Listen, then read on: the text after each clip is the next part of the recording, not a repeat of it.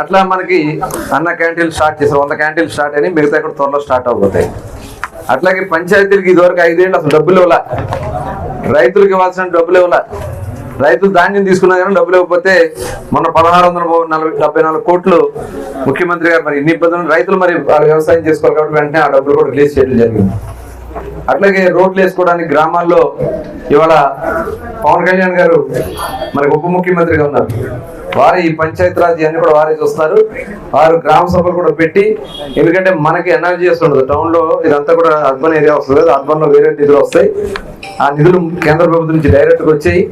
అవన్నీ కూడా గతంలో ఏం చేసేవాళ్ళు అంటే దొంగ లెక్కలు పెట్టేసి ముఖ్యమంత్రి గారు వేరే వాటికి డైవర్ట్ చేస్తే ఒక్క రోడ్డు ఇలా 5 ఏళ్ళలో ఒక్క డ్రైన్ కట్ల జరగాల్సినటువంటి అభివృద్ధి లేకుండా చేశారు.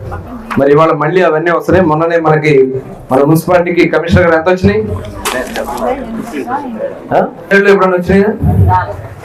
5 కోట్లు తీసి ఇచ్చారు ముఖ్యమంత్రి గారు. ఒకసారి మన ముఖ్యమంత్రి గారికి అందరూ కూడా ధన్యవాదాలు తెలియదు. 5 కోట్లు వచ్చినాయి. త్వరలోనే ఆ వర్క్లన్నీ కూడా స్టార్ట్ చేసుకోవడం కూడా జరుగుతుంది. గతంలో మనం తెచ్చిన డబ్బులు నేను ముడాయి కోసం అని చెప్పి మచిలీపట్నం అర్బన్ డెవలప్మెంట్ బోర్డు కోసం అని చెప్పి 200 కోట్లు తీసుకొస్తే ఎలక్షన్ ముందు కావాలని ఆ డబ్బులు వచ్చి తీసి ఏదో రోడ్లు వేస్తున్నట్టుగా ఓట్లు వేసేస్తారని చెప్పి ఖర్చు పెట్టినట్టుగా చూపించారు. ఇలా గవర్నమెంట్ నుంచి రావాల్సిన డబ్బులు డైరెక్ట్ గా తెచ్చుకోవడం చేతకాని వాళ్ళు మన గతంలో ఇక్కడ ఎమ్మెల్యేలుగా పనిచేశారు. ఇవాళ పోటాడి బందర్ కోసం గతంలో తీసుకొచ్చారు 2000 కోట్ల రూపాయల నిధులు తీసుకొచ్చి బందర్ని డెవలప్ చేసాం ఆ రోజున. మీకు ఇవాళ హామీ ఇస్తున్నా, ఖచ్చితంగా అంతకంటే డబ్బులు తీసుకొచ్చి రాబోయే 5 సంవత్సరాల బందర్ పట్టణానికి ఒక సుందర నగరంగా తీర్చిదిద్దాల కోసం కార్యక్రమాలు చేస్తాం. ఇవాళ పోర్టు పనులు స్టార్ట్ అయితే వాళ్ళు చేసిన ఊరికే పేరుకే మట్టి పోసారు తప్ప ఏమీ లేదు. ఇవాళ దానికి మళ్ళీ త్వరలోనే పూర్తి స్థాయిలో ఖచ్చితంగా ఒక సంవత్సరం లోపే, నాకు తెలిసి సంవత్సరం లోపే బందర్ పోర్టు నుంచి షిప్పులు వెళ్ళే కార్యక్రమాన్ని కూడా బందర్లో స్టార్ట్ కాబోతుందని కూడా ఈ సందర్భంగా హామీ ఇస్తాను.